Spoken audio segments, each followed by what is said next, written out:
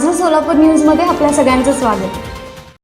एकीकडे मनोज जरांगे पाटील यांचं मराठा आरक्षणासाठी उपोषण चालूच असून तर दुसरीकडे एका गावामध्ये मनोज जरांगे पाटील यांच्याविषयी मोठी गोष्ट घडली आहे. तेथील गावकऱ्यांनी बैठक बोलावली व सर्व गावकऱ्यांनी मिळून एक निर्णय घेतला आणि तो निर्णय म्हणजे मनोज जरांगे पाटील यांना महाराष्ट्र भूषण पुरस्कार देण्याचा. हा निर्णय धाराशिव जिल्ह्यातील तुळजापूर तालुक्यामध्ये असणाऱ्या पांगरदरवाडी गावामध्ये घेण्यात आला आहे.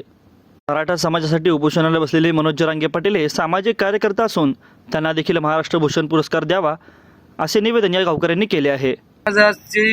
मराठा समाजाच्या आरक्षणाची मागणी सातत्याने लावून धरल्याबद्दल माननीय मनोज जरांगे पाटील यांना महाराष्ट्र भूषण पुरस्कार द्यावा अशी आम्ही ग्रामपंचायतच्या वतीने मागणी केलेली आहे. या संदर्भात आम्ही आजच्या ग्रामसभेमध्ये ठरावही मंजूर केलेला आहे. त्या ठरावाची एक प्रत राज्यपाल महोदयांना व मुख्यमंत्री महोदयांना दिलेली आहे. शासनाने त्यांना तातडीने महाराष्ट्र भूषण पुरस्कार द्यावा अशी आमची ग्रामस्थांच्या वतीने मागणी आहे. माझं सोलापूर न्यूज या यूट्यूब चॅनलला सबस्क्राईब करा आणि बेल आयकॉन प्रेस करायला विसरू नका.